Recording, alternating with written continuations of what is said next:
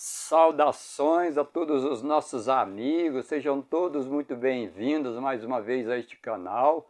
Hoje continuaremos o estudo do livro do Apocalipse e vamos estudar sobre o capítulo 20, que fala do milênio ou dos 1000 anos.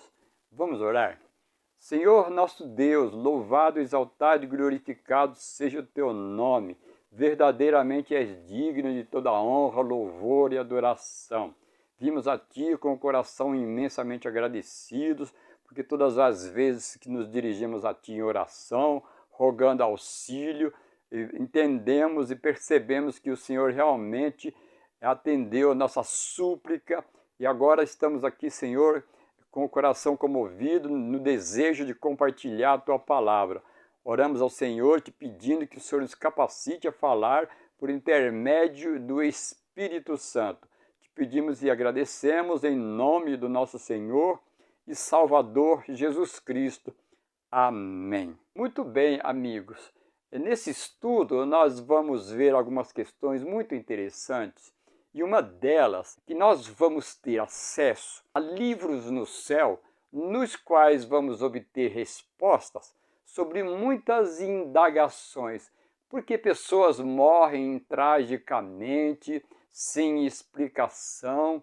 Então, amigos, existem muitos porquês que nós não entendemos, mas vai haver este momento durante o milênio lá no céu, que nós vamos obter respostas corretas, precisas e satisfatórias sobre estas questões muito contundentes. Ok? Vamos começar o estudo tratando da questão da ressurreição. Isso mesmo. E vamos ler alguns textos iniciais para darmos início propriamente a este estudo extraordinário que é o capítulo 20. O primeiro texto que nós vamos ler está no livro de João, capítulo 5, e os versos 28 e 29, que diz assim: Não vos maravilheis disso, porque vem a hora em que todos os que estão nos sepulcros ouvirão a sua voz, e os que fizerem o bem sairão para a ressurreição da vida, e os que fizeram o mal para a ressurreição da condenação. Portanto, esse texto está nos dizendo que todas as pessoas que morrerem vão um dia ressuscitar.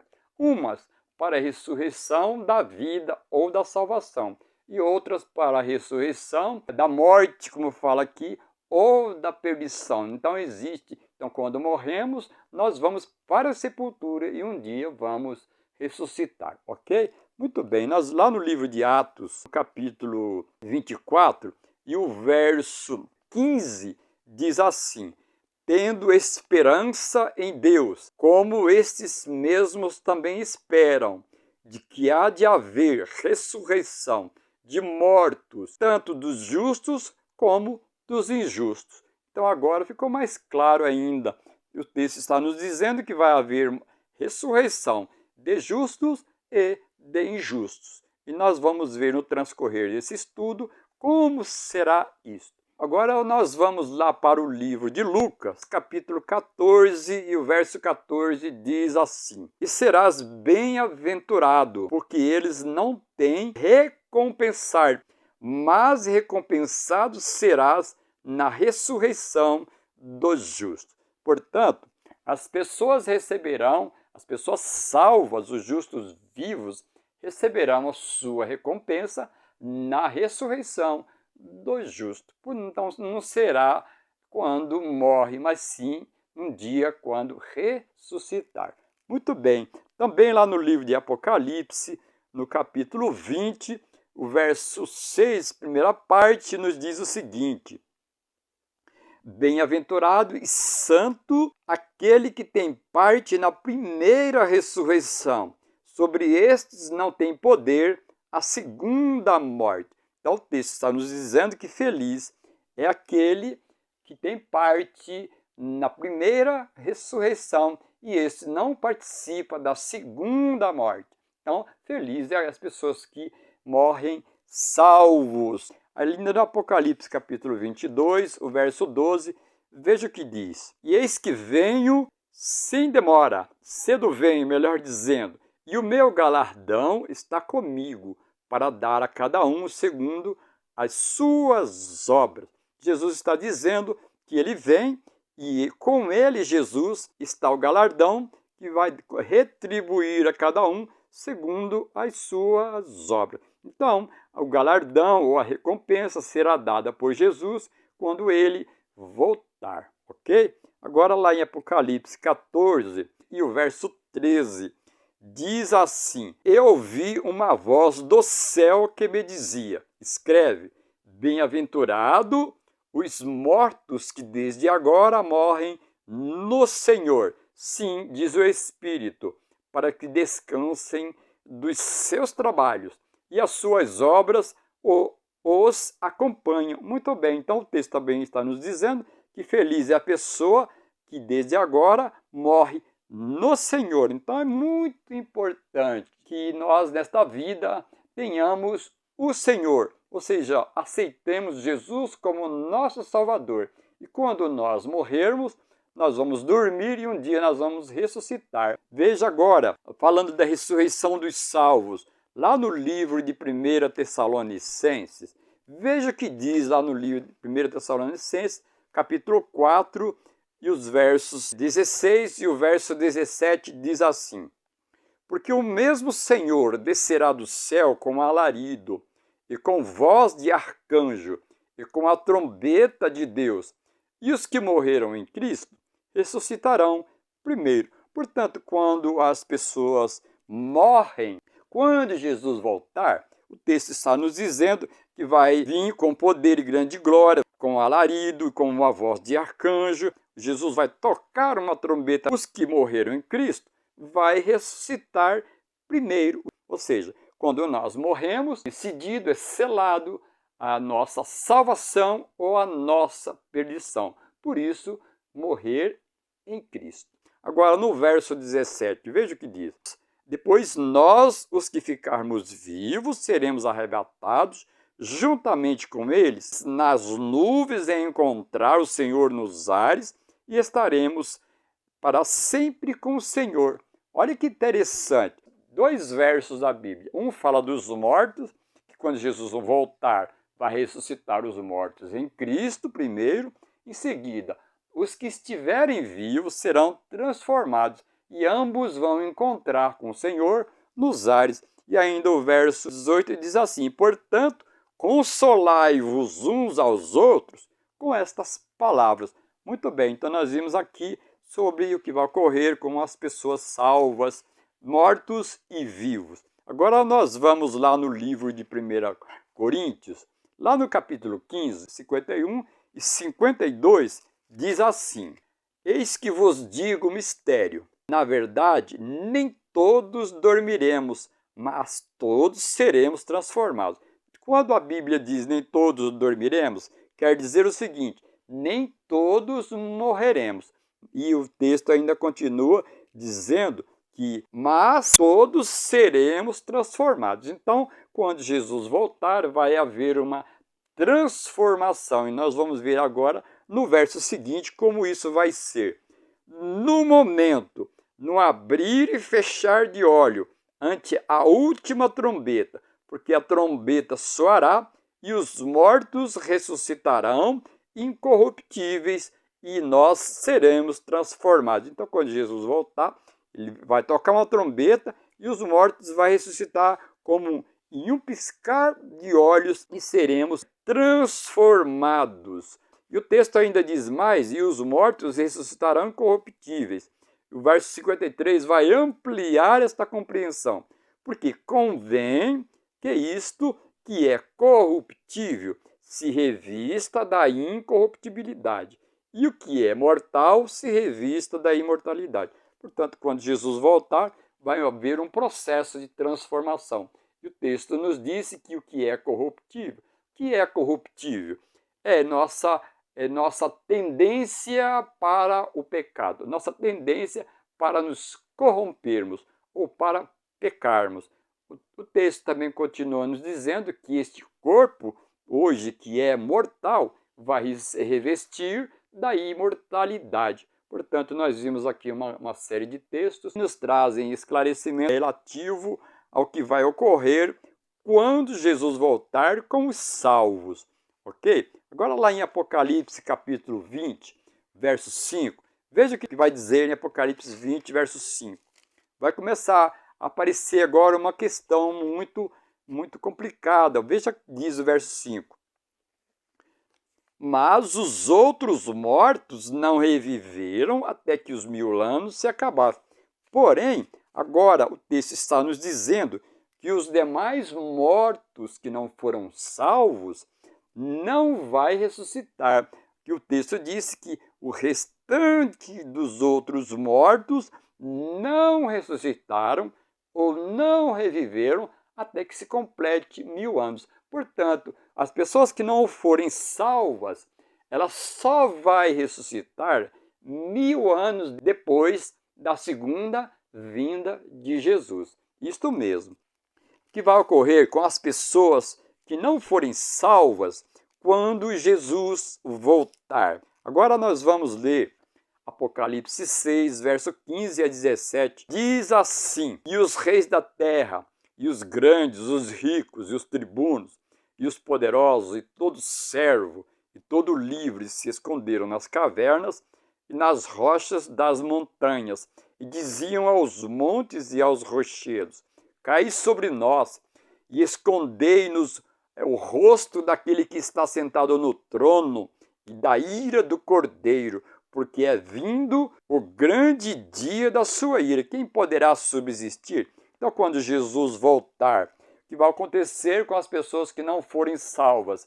Vai ser um motivo de pavor, isso mesmo, de pavor. Se por um lado, quando Jesus voltar, vai ser motivo de alegria para os salvos, para os perdidos ou para as pessoas que rejeitaram Jesus, para as pessoas que rejeitaram este tão extraordinário plano da redenção executado por nosso Senhor Jesus Cristo. Rejeitou isto, persistentemente foi resistido. Os mensageiros foram pregar para estas pessoas e elas não quiseram. E muitas outras que aceitaram também não foram obedientes ao Evangelho. Muito bem, amigos. Agora vamos ler lá no livro de 2 Tessalonicenses.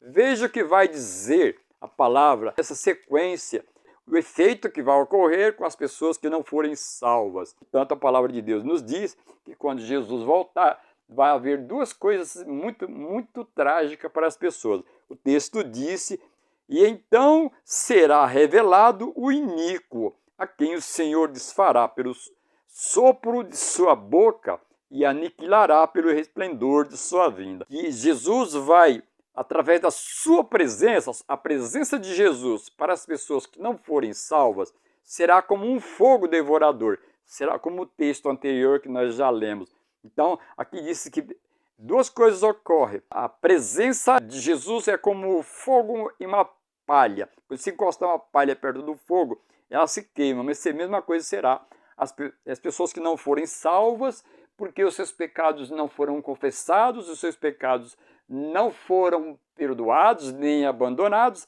e elas estão com os seus pecados. E a presença de Jesus é um fogo consumidor para pessoas que estão com os seus pecados. Então as pessoas não vão suportar a presença de Jesus. E diz também que o restante será morto pelo sopro de sua boca. Então nós vimos aqui evidências claras de que não vai ficar pessoas vivas quando Jesus voltar. Os salvos serão resgatados, estarão com Jesus no céu, acompanhados dos anjos, todos os salvos, e as pessoas que não forem salvas estarão mortas na terra. Muitas pessoas que dão estudo bíblico, que fala da segunda vinda de Jesus, só fala do prêmio, só fala das coisas que vai ocorrer com as pessoas salvas. Mas é importante expor também esses textos difíceis, porque muitas pessoas, ao não ouvir, ao não ler esses textos, se fosse lido, talvez as pessoas possam ser impactadas de forma a ponderar, a pensar, a raciocinar o efeito que vai ocorrer com elas se elas não forem salvas. ela pode ser comovida e convencida pelo Espírito Santo a mudar de opinião e aceitar Jesus e ser salvas. O teor desse texto do livro de Jeremias, Jeremias 25, verso 33.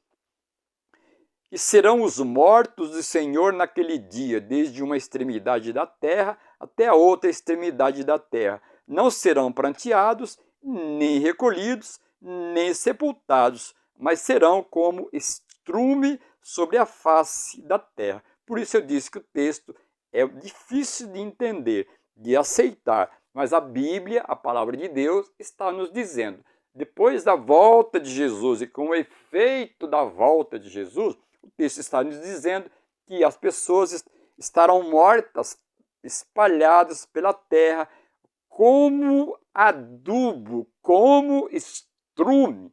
Por isso diz que o texto é trágico, mas é o que a palavra de Deus, a Bíblia Sagrada, está dizendo dentro de um contexto correto e preciso, que é o efeito da segunda vinda de Jesus para as pessoas que não foram salvas. Isto mesmo.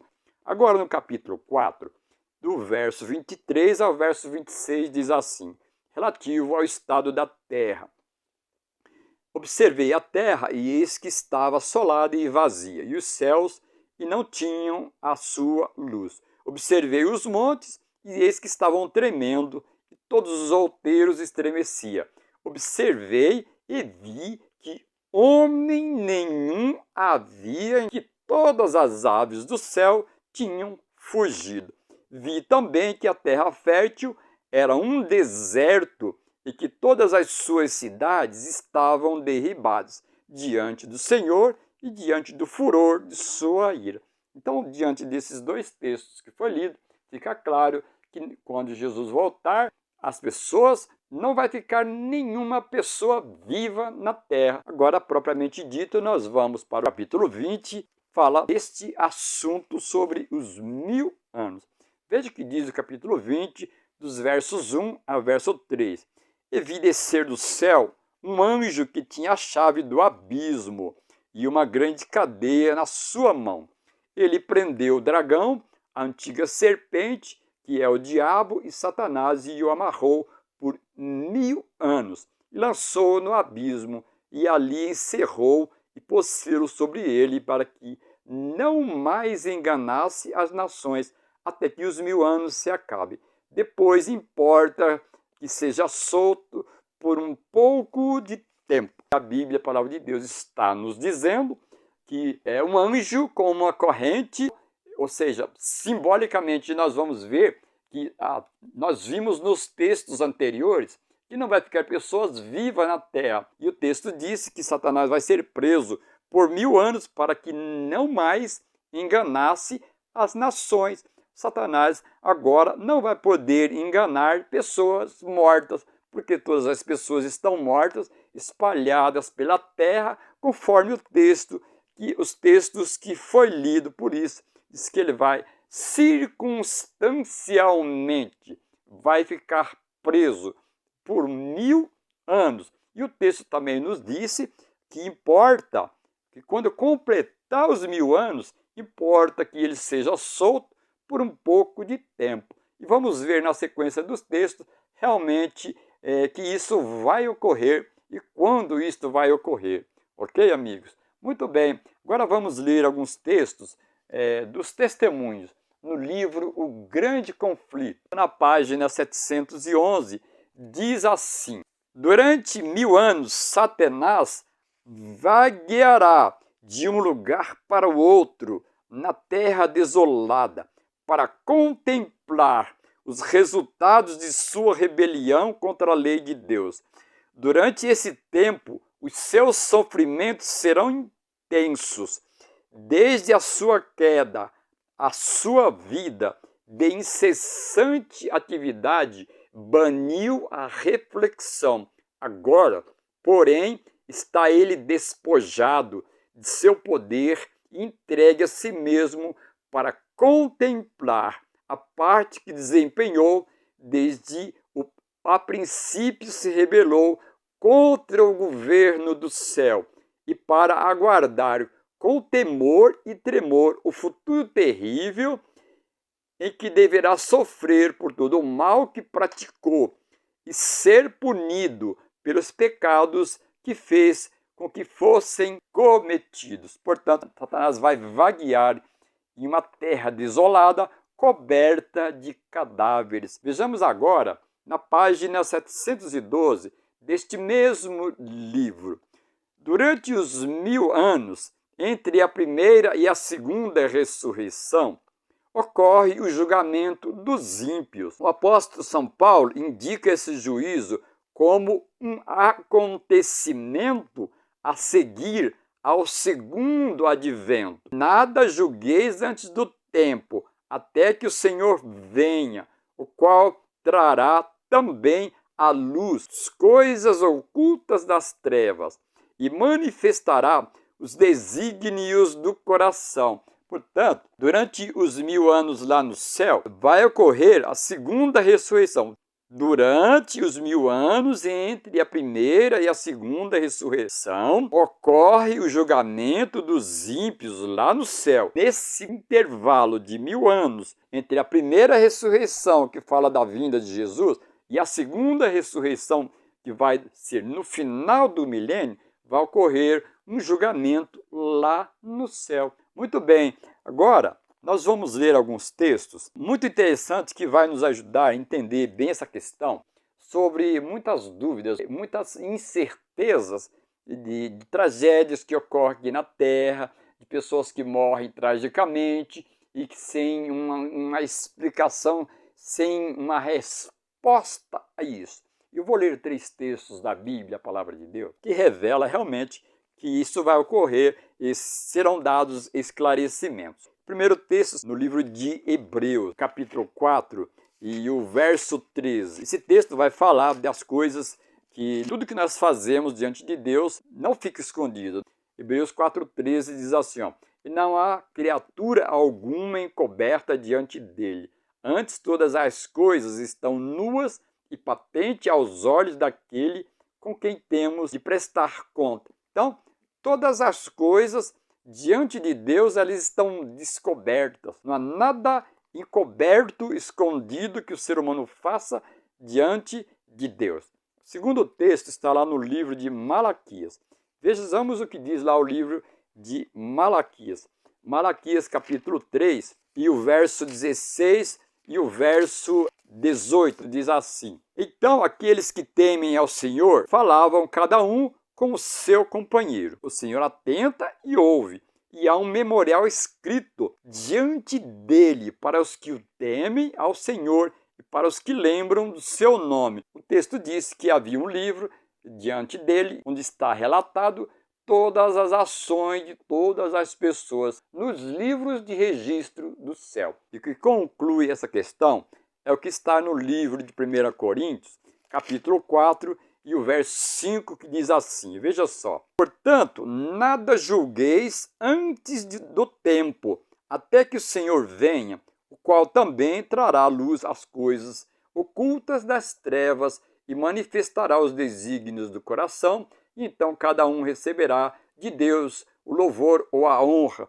Então, nada, amigo, não devemos julgar as coisas precipitadamente, porque o Senhor vai esclarecer tudo. Agora nós vamos para uns textos da Bíblia que realmente vai revelar um tipo de julgamento. Um segundo tipo de julgamento. Por que segundo? Nós vamos ver que ele se enquadra agora no julgamento das pessoas que não forem salvas. No julgamento do capítulo 20. Nós sabemos que quando Jesus voltar, todas as pessoas salvas, elas já passaram por um processo judicial. Quando Jesus voltar, da segunda vez, ele vem com os nomes das pessoas que já foram julgadas e foram consideradas justas, aptas para morar no céu, porque os seus pecados foram confessados, foram perdoados, foram abandonados e foram apagados dos livros do céu. Mas as pessoas que não forem salvas, vai ocorrer um juízo, conforme os textos que nós já lemos, durante o milênio lá no céu. E é esse julgamento dos versos 11 até o verso 13 do capítulo 20, que diz assim: E vi um grande trono branco, e o que estava sentado sobre ele, de cuja presença fugiu a terra e o céu, e não achou lugar para eles. E vi os mortos, grandes e pequenos, que estavam diante do trono, e abriram-se os livros, e abriu-se outro livro, que é o da vida, e os mortos foram julgados pelas coisas que estavam escritas nos livros, segundo as suas obras.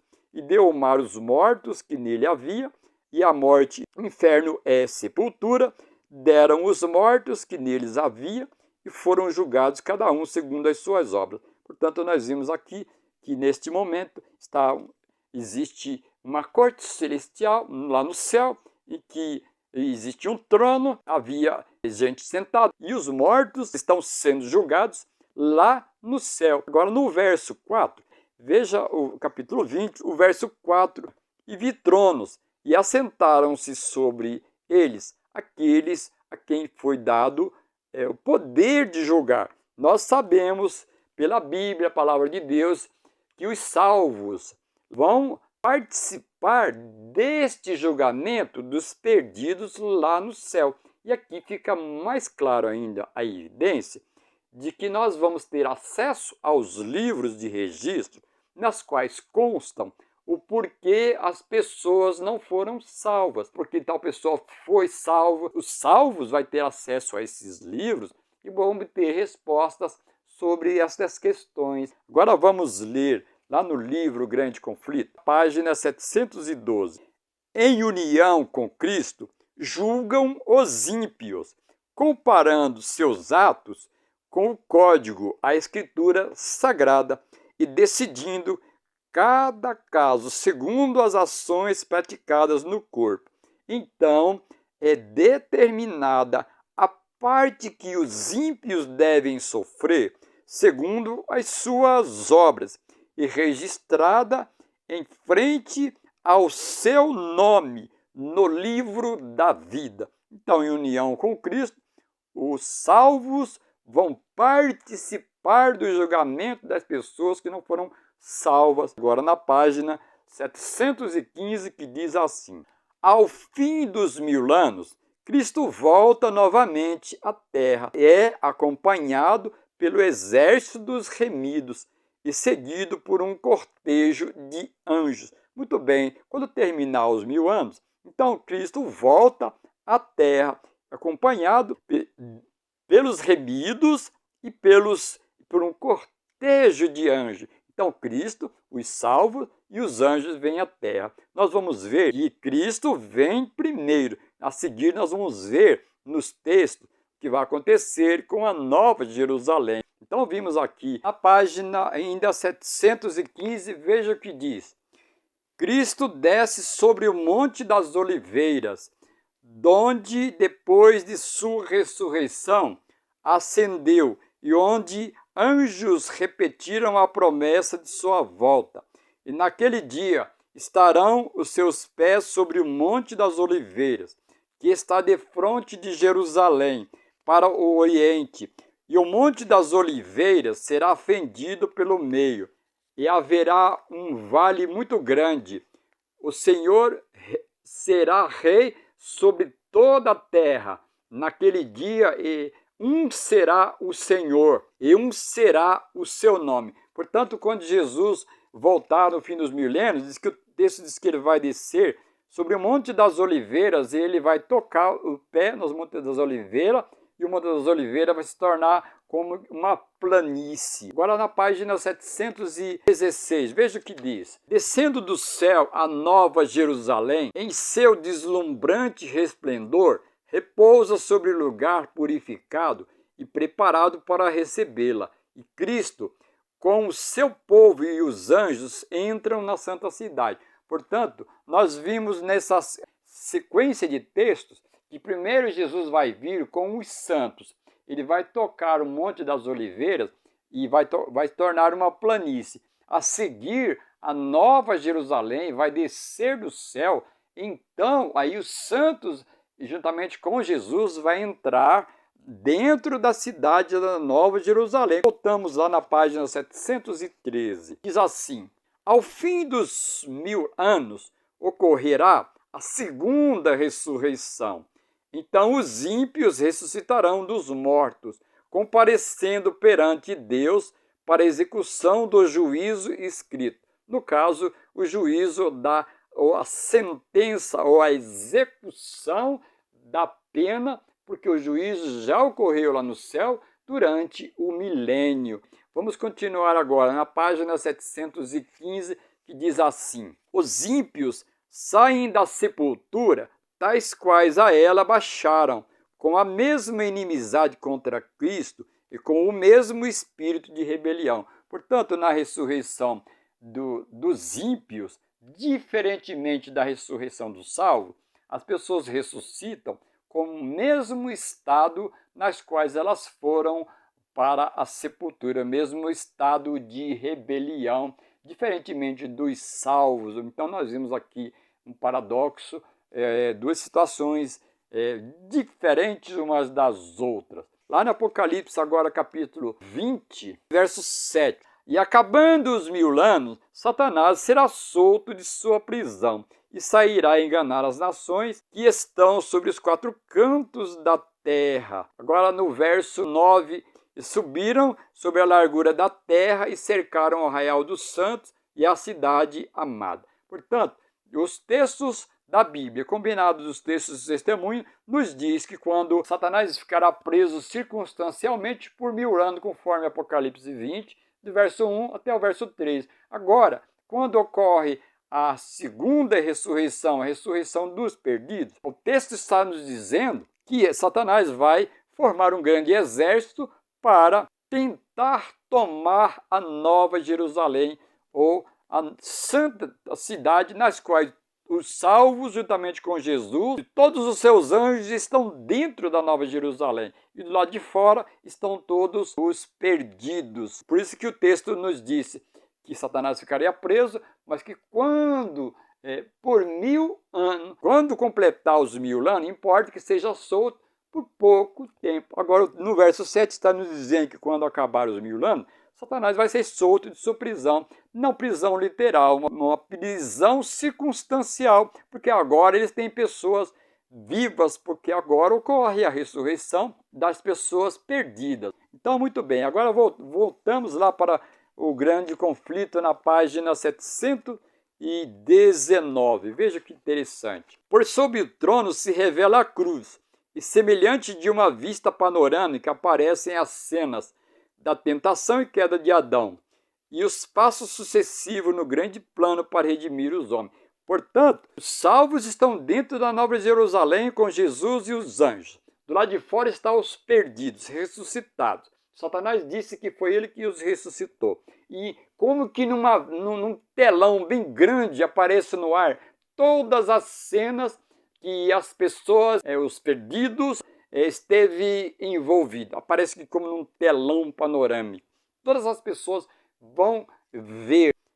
Agora, continuando, diz assim: logo que se abrem os livros de registro, a comprovação agora que na terra, antes de ser dado, explicando, esclarecendo, lá no céu ocorre o julgamento dos perdidos, e nos quais é feito por Jesus e os salvos. Agora, em uma visão panorâmica, novamente se é confirmado a questão de cada uma das pessoas que se perderam. Então o texto diz assim: logo que se abrirem os livros de registro e o olhar de Jesus incide sobre os ímpios, eles se tornam cônscios de todo o pecado que cometeu. Então quando Jesus, julgando, Jesus olha, contempla os ímpios com o olhar penetrante de Jesus, e todos os ímpios se lembram de tudo que eles fizeram.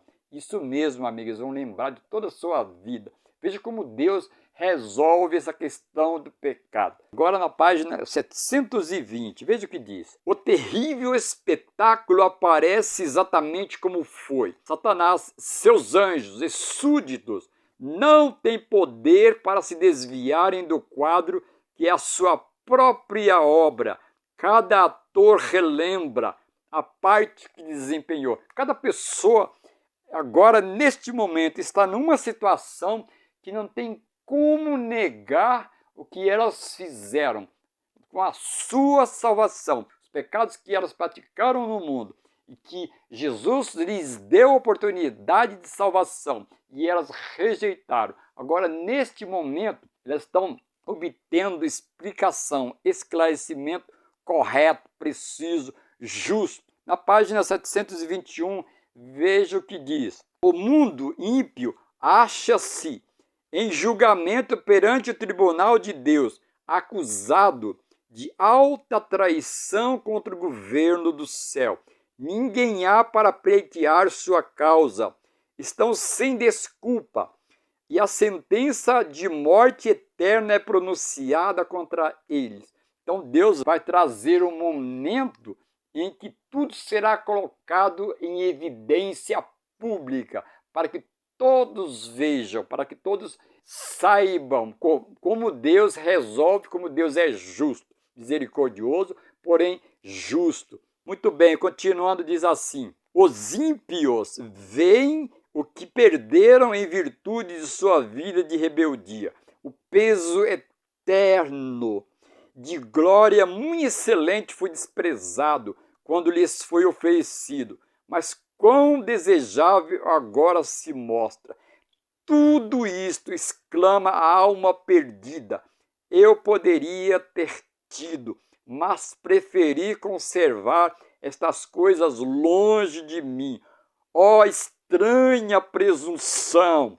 Troquei a paz, a felicidade e a honra pela miséria, infâmia e desespero. Todos veem que sua exclusão do céu é justa. Amigo e irmão, que situação dramática que vai ocorrer com as pessoas que não forem salvas. Ainda na página 723, diz assim: todas as questões sobre a verdade e o erro no prolongado conflito foram agora esclarecidas. Os resultados da rebelião, os frutos de se porem de parte, os estatutos divinos foram patenteados à vista de todos os seres criados. Os resultados do governo de Satanás, em contraste com o de Deus, foram apresentados a todo o universo. As próprias obras de Satanás o condenaram. A sabedoria de Deus, sua justiça e bondade acham-se plenamente reivindicada. Quão tremendo é a maneira de Deus resolver as questões do pecado, diferentemente do ser humano. Agora na página 724 diz assim: os ímpios estão cheios do mesmo ódio a Deus, o qual inspira Satanás, mas veem que seu caso é sem esperança, que não podem prevalecer contra Jeová.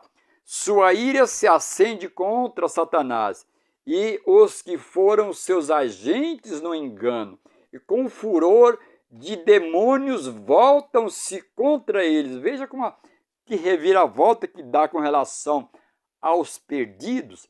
Página 716. Agora Satanás se prepara para a última grande luta pela supremacia.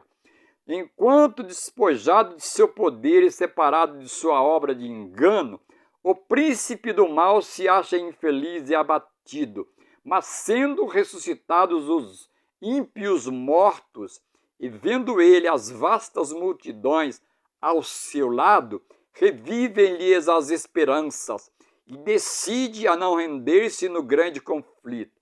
Arregimentará sob sua bandeira todos os exércitos dos perdidos, e por meio deles se esforçará por executar seus planos.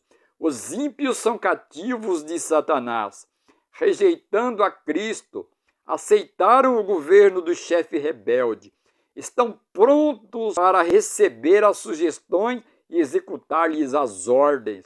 Contudo, fiel à sua astúcia original, ele não se reconhece como Satanás, pretende ser o príncipe que é o legítimo dono do mundo e cuja herança foi dele ilicitamente extorquida. Representa-se a si mesmo ante seus súditos como um redentor, assegurando-lhes que seu poder os tirou da sepultura e que ele está prestes a resgatá-los da mais cruel tirania. Havendo sido removido da presença de Cristo, Satanás opera maravilhas para apoiar suas pretensões. Faz do fraco forte e a todos inspira com o seu próprio espírito energia. Propõe guiá-los contra o acampamento dos santos e tomar posse da cidade de Deus. Então nós vimos aqui uma cartada decisiva e final de Satanás. Hoje ele está buscando uma a uma das pessoas a levar à perdição, porque ele conhece tudo isso. E ele quer que o maior número de pessoas estejam com eles para este grande e último exército. Muito bem, lá na página 717 diz assim: finalmente é dada a ordem de avançar, e o inumerável exército se põe em movimento. Exército tal como nunca foi constituído por conquistadores terrestres, tal como jamais poderiam igualar as forças combinadas de todas as eras, desde que a guerra existe sobre a terra. Satanás, o mais forte dos guerreiros, toma a dianteira e seus anjos unem as forças para esta luta final. Portanto, o grande Satanás vai formar um grande exército para ter uma última cartada, tentar tomar a Nova Jerusalém. E o texto nos disse que o seu exército, que não existe nenhum exército em todas as eras como esta agora. Os perdidos de todas as eras estarão junto com Satanás em uma última guerra contra o céu, contra o governo de Deus, conforme os textos nos diz. Voltamos lá agora para a Bíblia, a palavra de Deus, lá no capítulo 20. Mas desceu fogo do céu e os devorou, e o diabo que os engana foi lançado para o lago de fogo e enxofre, onde está a besta, o falso profeta, e de dia e de noite serão atormentados para todo sempre. Portanto, quando Satanás regimentasse todo esse exército e a força for tentar tomar a Nova Jerusalém, o texto está nos dizendo que vai descer fogo do céu e vai os consumir. Evidentemente que esse fogo vai abranger somente a área fora da Nova Jerusalém. E o fogo vai consumir todos os perdidos juntamente com Satanás. O verso 14 e o verso 15 que diz assim: e a morte e o inferno foram lançados no lago de fogo. Esta é a segunda morte. E aqueles que não foi achado escrito no livro da vida foi lançado no lago com fogo. Portanto, a morte já não vai existir, ou seja, a morte não vai existir aqui, no caso, a morte eterna, ok, amigos e irmãos? Então, esta é chamada a segunda morte ou a morte eterna, a morte definitiva, nas quais as pessoas nunca mais voltarão a existir, contrariamente à crença de que quando a pessoa morre, vai para o inferno imediatamente. O texto está nos dizendo que só nesse momento aqui as pessoas vão ser lançadas no lago de fogo, ou vai descer fogo do céu e vai destruir todas, até que haja matéria para ser queimada. Então existe muita controvérsia relativa a esta questão, ok? Mas a Bíblia, a palavra de Deus, é clara. Agora lá no livro O Grande Conflito, na página 726, diz assim: nas chamas purificadoras os ímpios são finalmente destruídos, raiz e ramo, conforme Malaquias 4:1. Satanás a raiz e os seus seguidores os ramos. A penalidade com raiz e ramos, a penalidade completa da lei foi aplicada. Satisfeitas as exigências da justiça, o céu e a terra, contemplando, declaram a justiça de Jeová. Está para sempre terminada a obra de ruína de Satanás. Durante 6.000 anos, efetuou a sua vontade, enchendo a terra de miséria e causando pesar por todo o universo. A criação inteira tem igualmente gemido e estado em dores de parto. Agora, criaturas de Deus estão para sempre livres de sua presença e tensões. Já descansa, já está sossegada toda a terra. Que momento tremendo, que momento extraordinário nas quais Deus vai realmente, de forma segura, por ponto final na história do pecado. Vou concluir com mais um texto nesta mesma página 728, 726, que diz assim: vi um novo céu e uma nova terra, porque já o primeiro céu e a primeira terra passaram. O fogo que consome os ímpios purifica a terra, todo vestígio de maldição é removido. Nenhum inferno arder eternamente conservará perante os resgatados as terríveis consequências do pecado. Amigo, espero que este vídeo, que estes textos, que esta análise, que essa compreensão bíblica seja muito importante para a sua vida espiritual. Desejoso estou que você, que eu, que cada um de nós façamos parte do grupo dos salvos. O amor de Deus, a graça do nosso Senhor Jesus Cristo e a comunhão do Espírito Santo esteja com todos os nossos amigos e os nossos irmãos. Esse é o nosso grande desejo. Amém.